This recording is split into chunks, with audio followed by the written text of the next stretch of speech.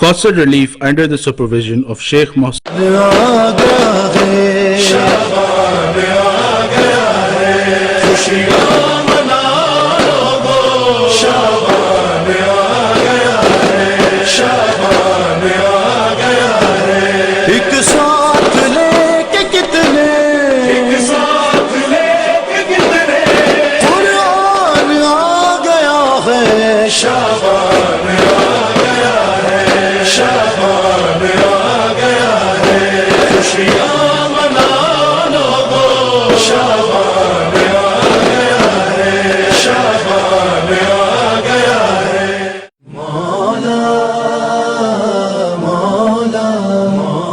Programme آپ کی آواز لے کر حسین قاسم آپ کی خدمت میں حاضر ہے۔ اس رات ہمیں نجات ملتی ہے جہنم کی آگ سے۔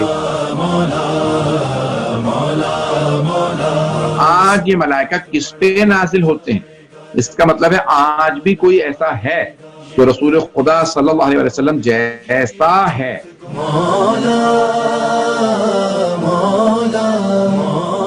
مطلب ہے کہ پوری زمین پہ ایک ایسی حکومت آئے گی کہ جسے اللہ کہے کہ یہ میرے صالحین بندوں کی حکومت ہے۔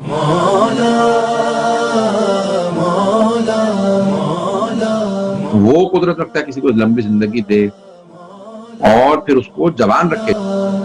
مولا مولا مولا مولا مولا مولا مولا مولا اللهم صل على محمد وآل محمد وعجل۔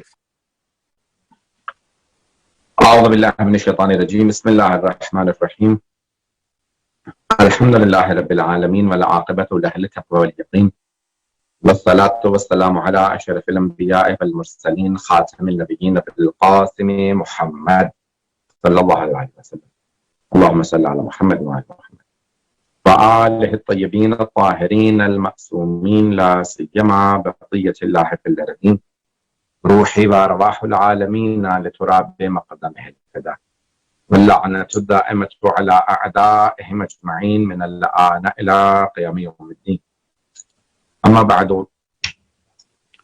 السلام علیکم جمیعا ورحمۃ اللہ۔ May the blessings of the month of Sha'ban encompass all of us, our families, and may Allah subhanahu wa ta'ala bless everyone across the globe, across this country and this region.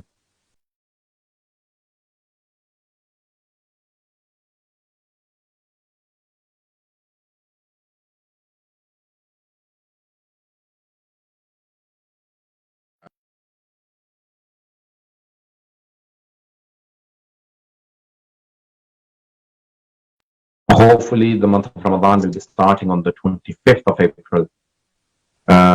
In the entire world, this time round, there'll be no disputes. It will be from New Zealand, Australia, all of Asia, the whole of Africa, Europe, North America, South America, everywhere, inshallah, we will be starting the month of Ramadan together.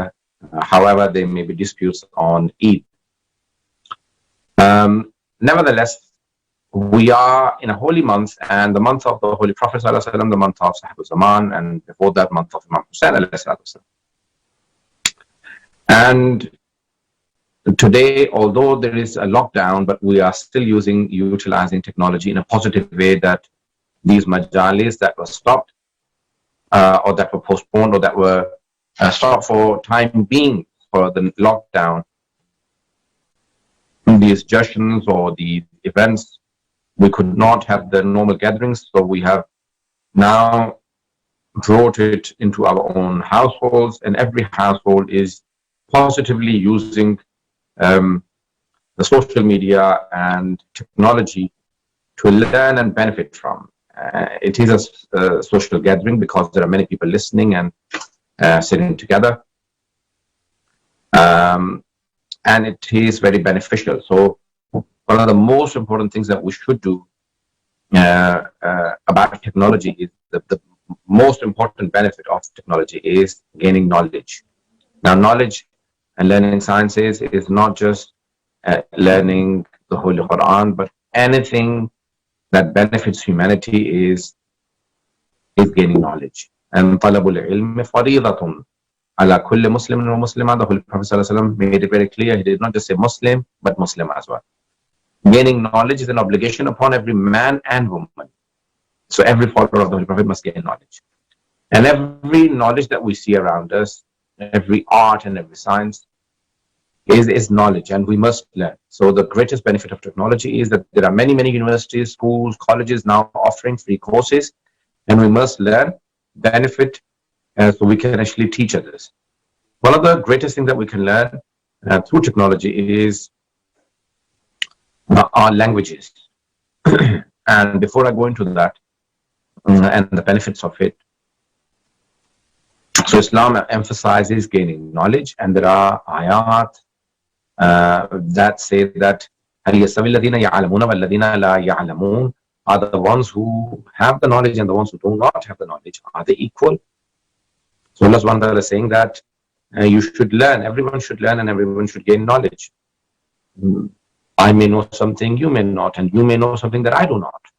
And so we all know things that the others do not, and so we can all benefit each other.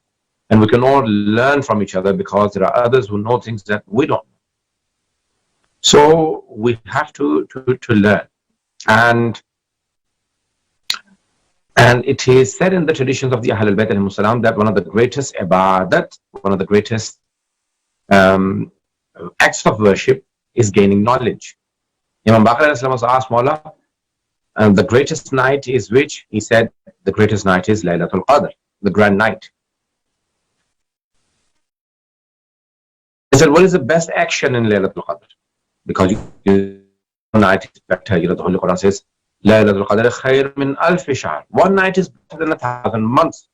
So what is the best action night of Qadr?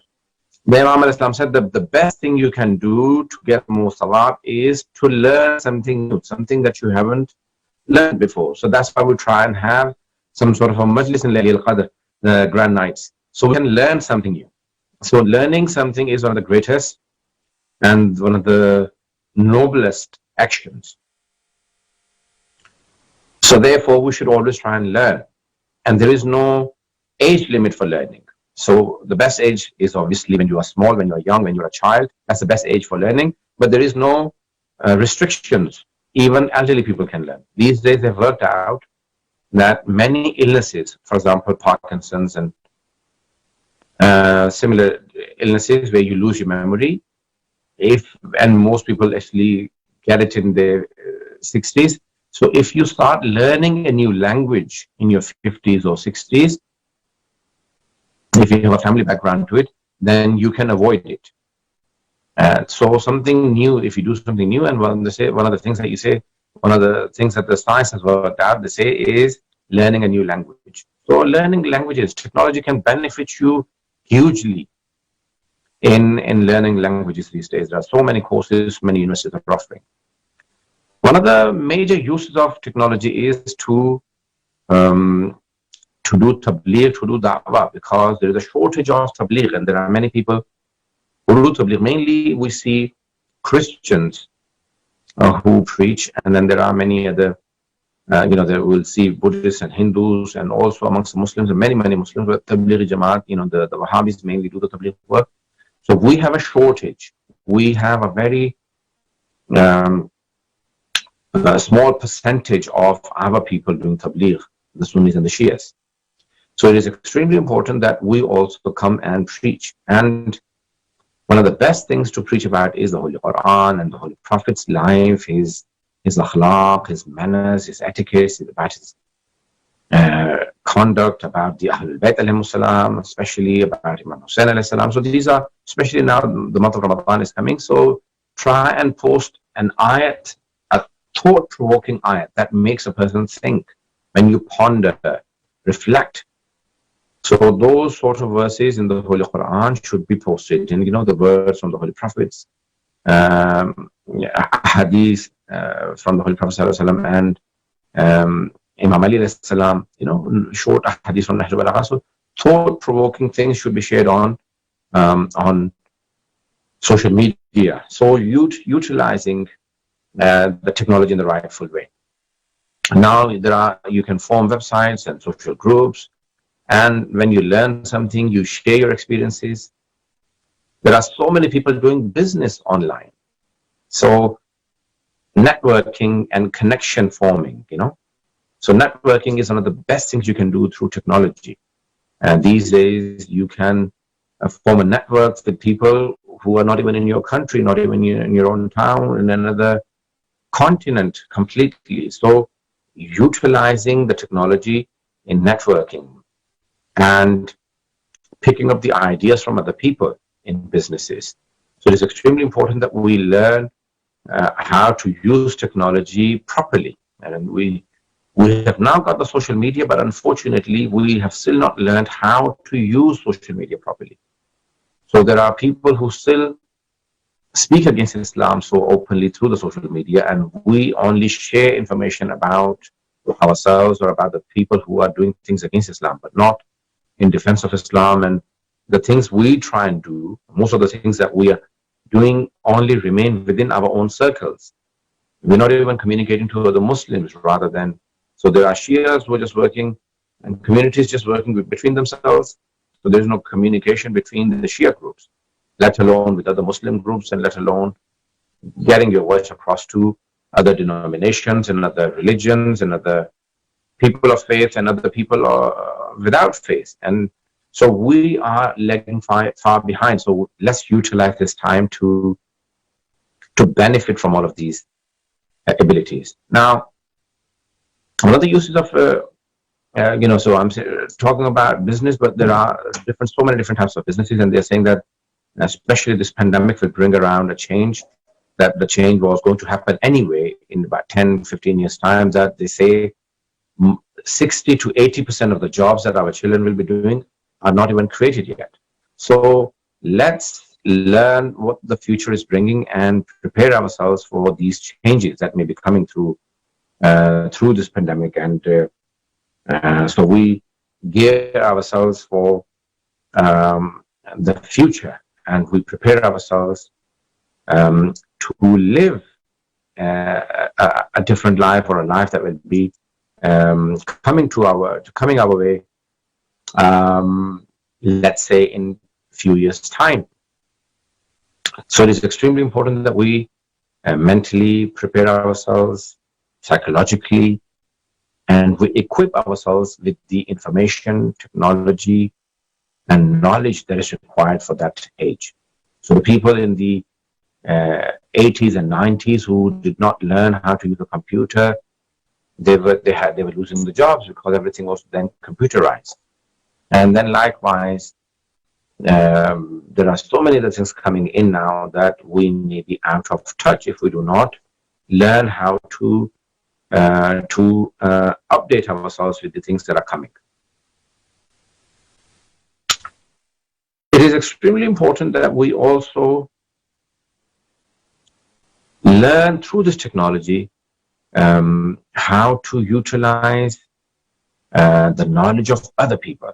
So we gain knowledge, but there are people who have vast information, huge knowledge, and enormous experience, far better than ours. Their knowledge, their experience, their talents, their abilities, their potential, and the things that they know are far more than ours. So how do we benefit from, sometimes they cannot come to give us that knowledge. So sometimes through the social media, through technology, we can benefit from their experiences and from their knowledge, from their potential, from their abilities, how, and especially studying their biographies, how much hard work they put in to get to where they are, how they developed, and what have they achieved, how have they achieved this.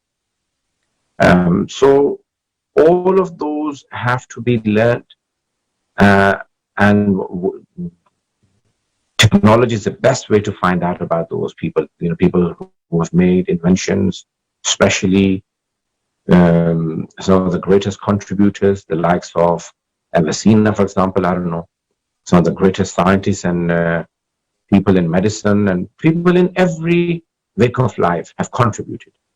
And we need to learn how to benefit from their lives and from their experiences.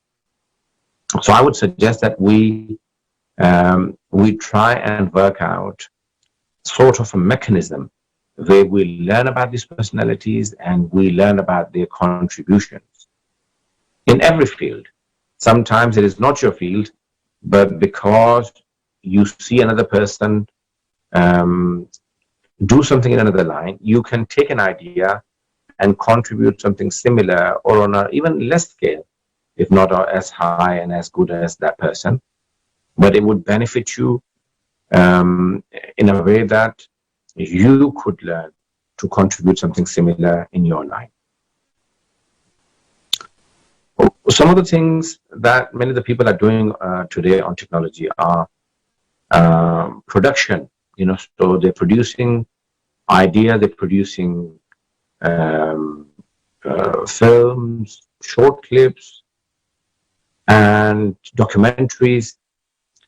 Today, one of the greatest benefits of technology is that in olden days, you needed to have far, advanced cameras, you needed script writing, you needed producers, directors, so much. And these days, the cameras in the phones are so good that you can actually produce certain documentaries. You look at a book and then you produce. And there is this technology where the people are saying that you can actually produce, through 3D, Karbala, and in something VR, or so there is this whole technology where you use those ideas to produce a virtual reality. So VR, so the virtual reality is the future, and I think one of the greatest contributions of technology and one of the greatest, it's very expensive at the moment, getting those, cameras, technology, producing, so a few minute clip because of the graphics and everything it involves. It requires so much money. In the future, it will be, it will become reality. So virtual reality is something that I have noticed that many people are now working on. So there are so many things out there that even I maybe not learned enough about the new, there are so many platforms on social media now that to keep up with them is difficult, and you cannot use all of those platforms. Now, I would like to say that utilizing them is one thing, but wasting your life into some of those things is another. So sometimes these were created for our benefit and not for us to be completely taken by these things. So sometimes they take over your life. And you have submitted your life to the social media and you have no real life. That should not happen. So the positive use of technology is not to give in to the life of social media, and therefore you have no real life. You do not meet the people. You do not see other people. And some of the people, there are so many jokes that in 1920, the dinner table looked like when everyone sat around the table and everyone looked at each other and spoke to each other. But these days, people, they all hold their phones and gadgets and then eat and no one looks at each other. That should not happen. The third thing, the negative impact of the social, the technology sometimes, that in olden days we had to type things, and so now you have computers, you can just quickly put everything together, and then you want to make changes, you can actually delete stuff, and so in olden days you would have to cut on the paper, and when writing books, people like myself who write and translate, so the life in olden days was much more difficult, but in the last 20 years everything has changed. You can edit your stuff, like the last 20, 30 years. So making positive use of technology rather than negative, and there should still be time. Let me quickly just say the relationships that we have. Number one, you should have a relationship between you and Allah. Secondly, with the Holy Prophet and the divine personalities, the people who Allah subhanahu wa ta'ala has sent, the prophets and the imams. Third, the relationship with your own blood relatives, your parents, brothers, sisters, wives, children, uncles and aunts. There's a relationship and responsibility towards the other fellow human beings, which is the fourth category of friends and other mu'mineen, other Muslims, other human beings. We have responsibility towards them. And then we have responsibility towards the environment. One of the benefits of the technology should be that we should be making a positive change to the environment. Now, the environment that we're living in, the environment is now being destroyed because of so much pollution and God knows what, so many things that human beings are doing. The Holy Quran says,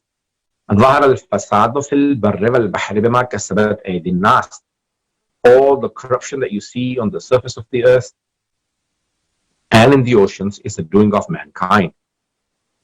So all the corruption that we see is not the doing of animals, lions, and wolves, and snakes and sharks. No, it is we have corrupted everything. So making use of technology to learn how to save our planet and do not destroy the environment and the pollution, everything that we're doing, so we can learn and we can protect our environment.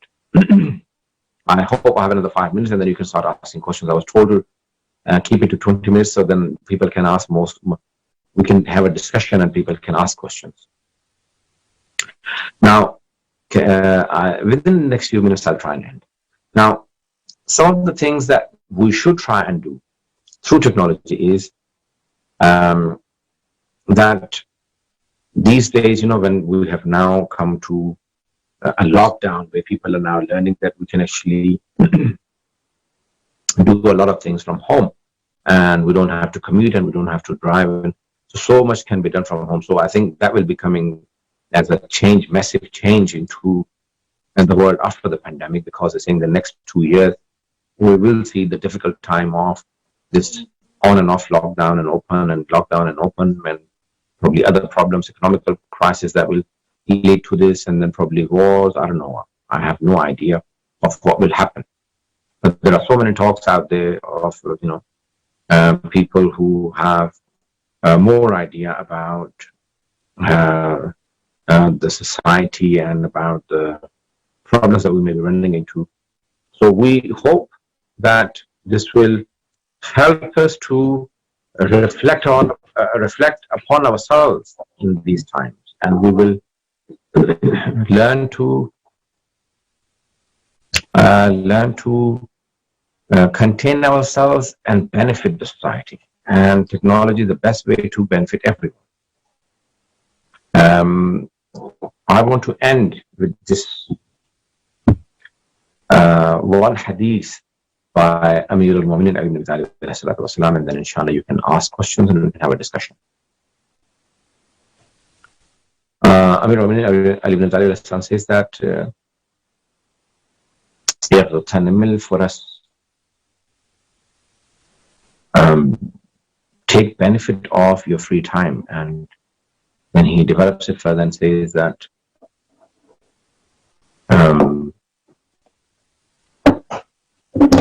Al-Furasoka Sahab, the free times are like clouds, and clouds come without informing us and they leave without informing. And they come fast and leave fast. So the free times come, they come and they remain and they leave. Also the clouds pour down rain. Likewise, the people who can benefit from the free times, they are like people who are benefiting from the rain. So you utilize and save as much water as you can. But the high mountains, usually the water goes down. And the valleys store the water. So people who are deep and people who are humble usually benefit more from free time. And people who are arrogant and proud and stuck up do not benefit as much from the good times.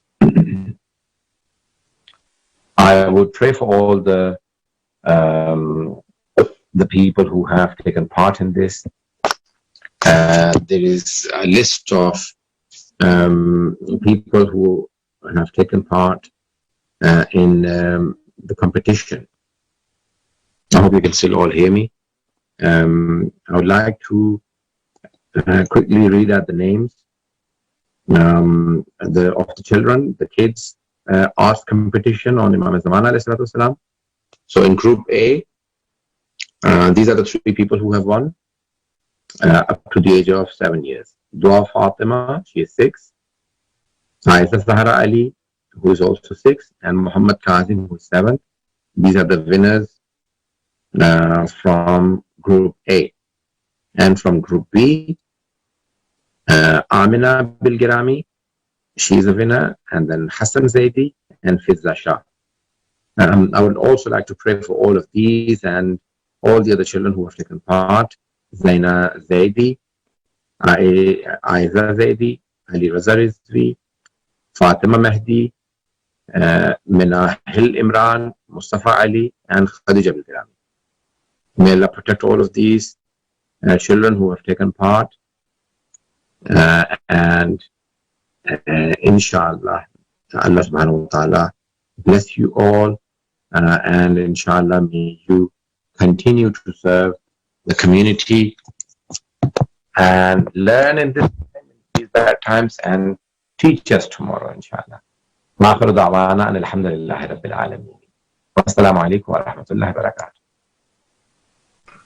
So thank you very, very much, Maulana Ali Raza, for your very, very moving and interesting and insightful talk.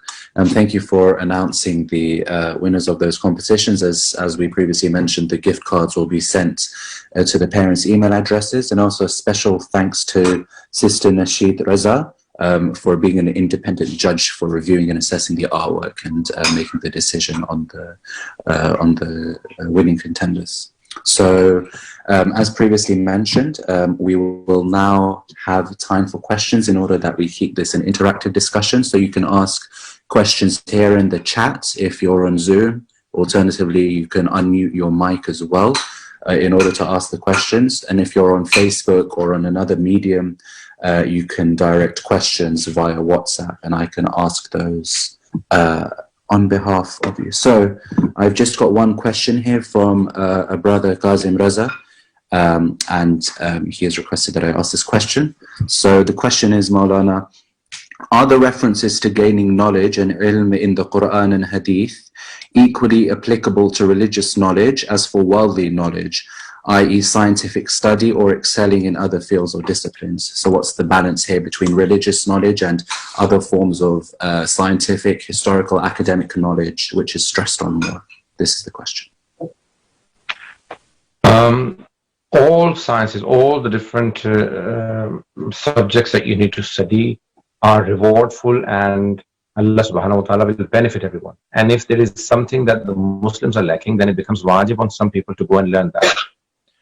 The thing about religious, there are certain things which are obligatory.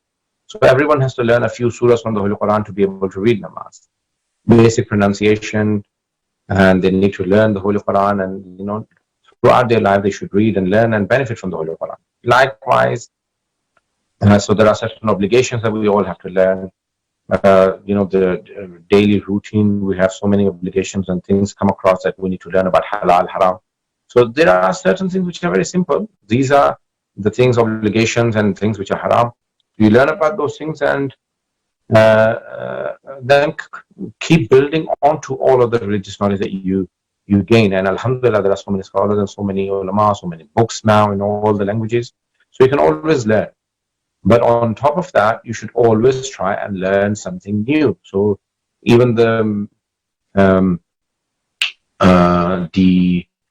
social sciences, the literature, core sciences, medicine, engineering, all of those are because they have all been emphasized. It doesn't say you just learn religious sciences. It says gain knowledge, and all of these are knowledge. And anything which is knowledge, it is learning it is ibadat and an act of service to Allah subhanahu wa ta'ala, an act of worship.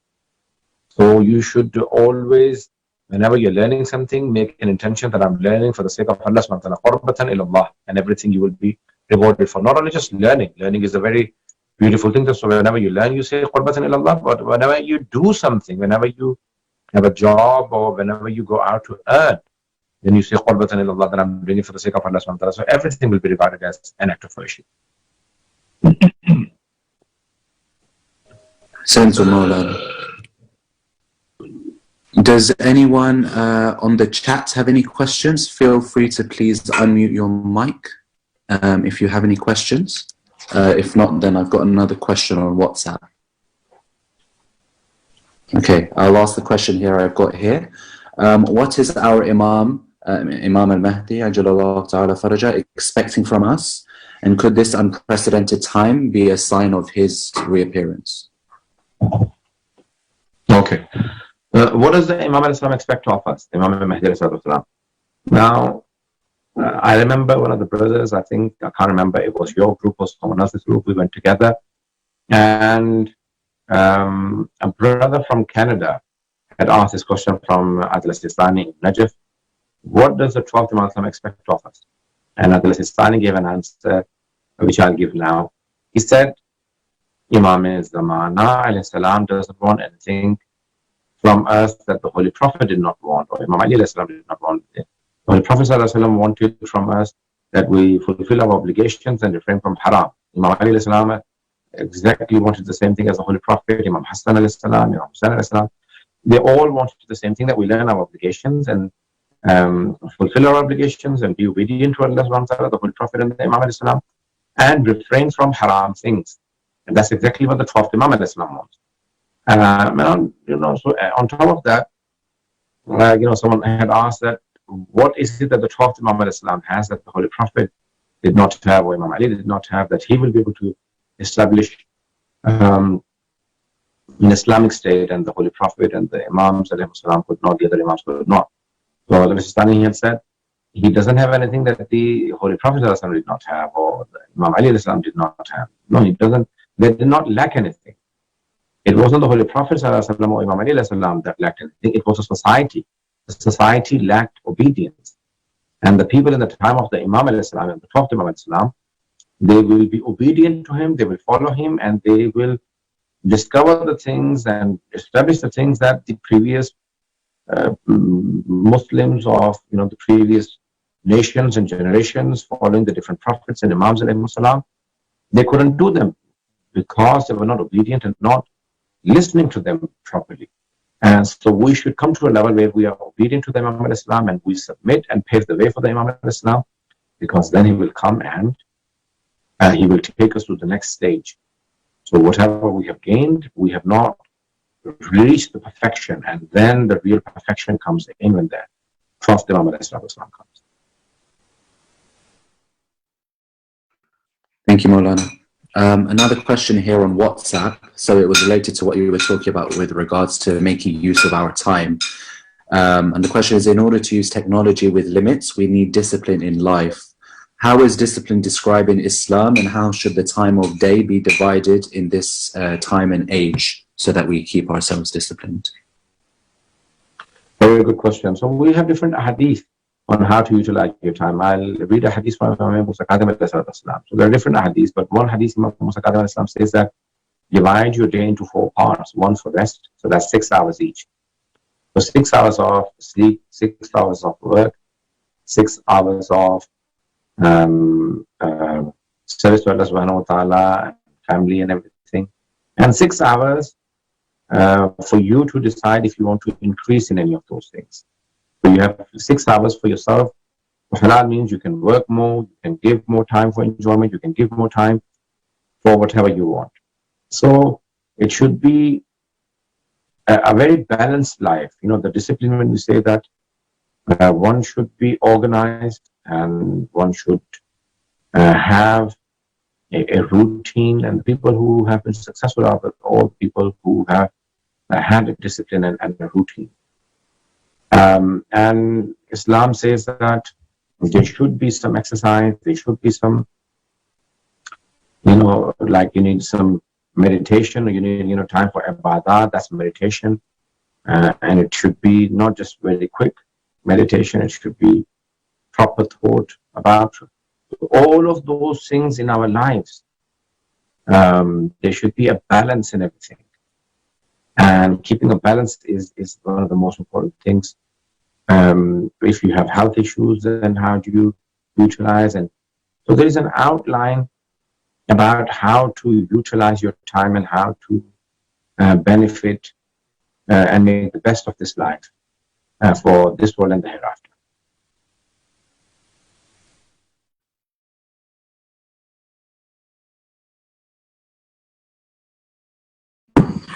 Inshallah. Are there any more questions through either the chats, does anyone want to unmute their mic system? Okay, I'll actually ask a question myself, Maulana, if that's okay. So unfortunately, during this time of coronavirus, many people have been spreading fake news and all kinds of, I don't know, conspiracy theories and news stories from unreliable sources. What does Islam and the Ahlulbayt, either Quran or through Hadith, what is said about kind of our responsibility to not deceive other people, whether knowingly or unknowingly? What responsibility do we have with our fellow brothers and sisters and human beings in general to make sure that all the words that we say are true and that they are honest and have a strong foundation?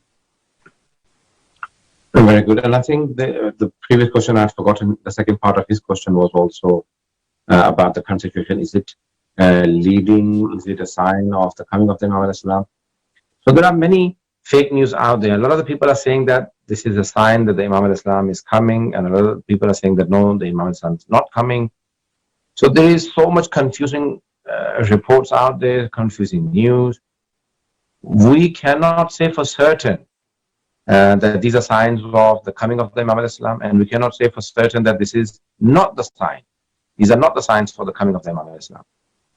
And what we do know is that the Imam al-Islam will come and there will be many, many problems. So I can quickly read a hadith to you from Bihar al-Anwar, volume number 52 of Bihar al-Anwar, which is about the signs of the coming of the Imam al-Islam. Imam Baqir al-Salam, where he says, describes.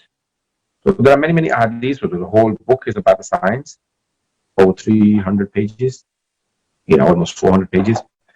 Now, he says, وَلَا بُدَّ, when the coming of the Imam al-Salam, لَا بُدَّ مِنْ هَذَيْنِ الصَّوْتَيْنِ. So there will be two screams or two announcements before the Imam al-Islam comes in the month of Ramadan. One is in Laylatul Qadr, the 23rd of the month of Ramadan. So there are many major signs. So there are 5 major signs that will happen in the final year before the Imam al-Islam comes. The rising of Sufyani, which is an evil guy from Syria. He will come from near Damascus. He will rise. He will be from the progeny of Abu Sufyan. His name will be Uthman. And then the rising of a good person called Yamani, a guy, true mu'min, a believing person from Yemen will come. There are many others mentioned, but they are not Hatmi. For example, Khurasani, Sayyid Hassani, Misri, an Egyptian, and Moroccan, and a person from Khurasan, Mashhad. So many others will rise, but these two are very important. They will surely come. Third will be a scream from the heavens. In Laylatul Qadr, in the 23rd night of the month of Ramadan, there will come a scream that will say, Ali and his followers are on the right path. And so it will basically be an announcement that the Imam al-Islam is coming, Imam Mahdi al-Islam is coming soon. So the first, the Imam al-Islam here says that, and this announcement will be from Hazrat Jibreel alayhi salam. And the second one will be from earth, which will be Iblis al-La'in. And that will be an announcement from Iblis, the Satan. So he will make an announcement that Uthman and his followers are the right path, meaning Sufyani. So that's the third sign. Fourth sign is Khasf Bayda. So Sayha, which is a scream from, an announcement from the heavens in the month of Ramadan, and then Khasf Bayda. Between Makkah and Medina, there's a village called Bayda, and that will have a landslide, and army will completely be swallowed by earth when they will be leaving from Medina after destroying the Haram of the Holy Prophet towards Makkah. And then Qatl Nafs Zakiya, a Syed, a pure soul, will be killed while in Hajj around 24th of the Hijjah. بين الركن والمقام, between Rukn Yamani and Maqam Ibrahim, a person will be assassinated in while doing tawaf inside Kaaba. So while in Masjid al-Haram, not inside Kaaba, but just inside Masjid al-Haram. Now look at the signs. The Imam al-Islam says, قال Imam Bakr, قال عليه السلام, لا يقوم القائم إلا على خوف شديد من الناس. The 12th Imam al-Islam will not rise until people have extreme level of fear. So there'll be huge amount of fear before the Imam al-Islam comes. وَالزَّلَازِلْ, there'll be many earthquakes. وَفِتْنَةٍ إِلَّا عَلَى فِتْنَةٍ. Okay. So there'll be a lot of mischief. وَبَلَاءٍ يُصِيبُ النَّاسِ, there'll be many inflictions that the people will face. وَطَاعُونَ قَبْلَ ذَلِكَ, there'll be a plague. So there'll be a pandemic. So there'll be a series of pandemics that will lead into a plague that will kill 1/3 of the world's population. Well, in this hadith it doesn't say that, but in another hadith it says that 1/3 of the people will be killed in a plague and 1/3 will be killed in wars. So the pandemics will start, and then wars will start, and then so pandemics after pandemics, and then there'll be wars in between. So there'll be many wars that will kill another 1/3 of the people. The Arabs will have huge disputes and fights amongst themselves. People will have huge disputes. Even religious people will have quarrels and disputes. So there'll be a lot of religious hatred and religious conflict. And people will go through ups and downs, so many ups and downs. There'll be so many problems that people will wish for death day and night. The animals from inside the human beings will come out. The animals that are inside us. That people will start eating each other. So there are so many hadiths that describe great number of problems before the coming of the Imam alayhi salam, and so before he comes, there will be many problems. So there are so many signs. Fake news, a lot of the fake news, this term is, people make up, which, okay, this is a sign. Imam had mentioned corona. No, there are series of pandemics. This could be, but we've had so many pandemics before. There is no guarantee that after this pandemic, because you see, once you start saying, okay, this is a sign, and then the Imam doesn't come, a lot of the people leave faith. So you should always be prepared. You should always be prepared that the Imam is coming, but you should never ever say, prepare for the best. The Imam is coming. But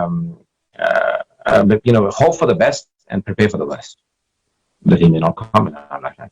So you prepare for the worst, but you should hope for the best. That inshallah he will come and sort everything out. But there are going to be many problems before that. We haven't. This is not the end. This may be the beginning of the end. If it is the beginning of the end, then there will be many problems. There should be many wars, hunger. You should hit the people. So many problems will happen if the Imam al-Islam is to come. So we cannot say for certain if this is a sign. So we are not. If you intentionally spread false news in the name of the Imam alayhi salam, then your roza is void, even if you forward it on the phone. So you have to make up for that roza again for the fast.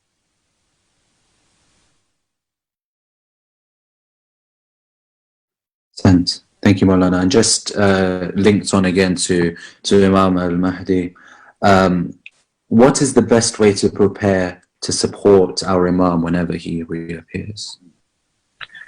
Well, the best way is to support, to be on. If you want to be on his side, then fulfill your obligations. Set fast on your prayers and read Ayatul Kursi after every namaz, some sort of salawat or Ziyarat-e-Warisa, Ziyarat-e-Ashura or Hajj-e-Aqsa, some Quran, anything, just one thing, and on regular basis, on every day, if not every day, then every Thursday night or Friday, and just trying to help other community members. So mu'mineen should help each other, and there are some traditions that say that giving 1,000 horses in the way of Allah subhanahu wa ta'ala is not as beneficial as helping one needy mu'min in difficult time. So it is extremely important that we help each other to be truly in the army of the Imam alayhi salam.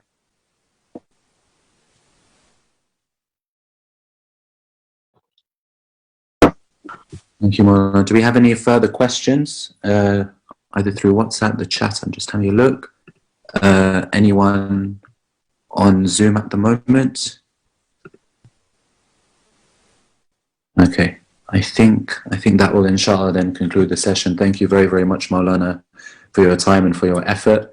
It's a huge topic, but mashallah, you condensed it down and gave some very, very good take-home points very effectively. So thank you for that. I'll ask that inshallah we just end with 5 times dua shifa, to inshallah pray that all the mu'mineen and other people around the world suffering through coronavirus and other diseases and illnesses, that Allah cures them, inshallah. So let's, and also there's a special request. There is one very, very loyal brother from the community, Brother Aslam, Janab Aslam Hashim, who many of you may know. He's a very, very well-known and very, very active Azadar, and he has been for many, many years. The father of the Hashim sisters, father-in-law of Brother Shabir Tijani, of Tijani brothers. So mashallah, through his lineage there is, very much Azadari is running through his veins, and unfortunately he's been on a ventilator for some time with COVID-19. So if we could inshallah please recite 5 times Ammi Yujibul for him and for all other mu'mineen that are suffering around the world. Bismillahir Rahmanir Rahim. Amma yujibul mudhsarra idha da'a wa yakshifu su'. Amma yujibul mudhsarra idha da'a wa yakshifu su'. أما يجيب المضطر إذا دعاه ويكشف السوء أما يجيب المضطر إذا دعاه ويكشف السوء أما يجيب المضطر إذا دعاه ويكشف السوء. If we could just ask that everyone please again recite Surah Al-Fatiha for all our marhumin that have passed away. Bismillah ar-Rahman ar-Rahim. Alhamdulillah. Ar-Rahman ar-Rahim. Maliki yawmiddin. Iyyaka na'budu wa iyyaka nasta'in. Ihdina as-sirata al-mustaqim. Sirata alladhina an'amta 'alayhim ghayril maghdubi 'alayhim waladdallin. Bismillah ar-Rahman. And we'll just have a recitation of Dua Faraj, inshallah. أعوذ بالله من الشيطان الرجيم بسم الله الرحمن الرحيم اللهم كن لوليك الحجة ابن الحسن صلواتك عليه وعلى آبائه في هذه الساعة وفي كل ساعة وليا وحافظا وقائدا وناصرا ودليلا وعينا حتى تسكنه أرضك كوعا وتمتعه فيها طويلا برحمتك يا أرحم الراحمين. اللهم صل على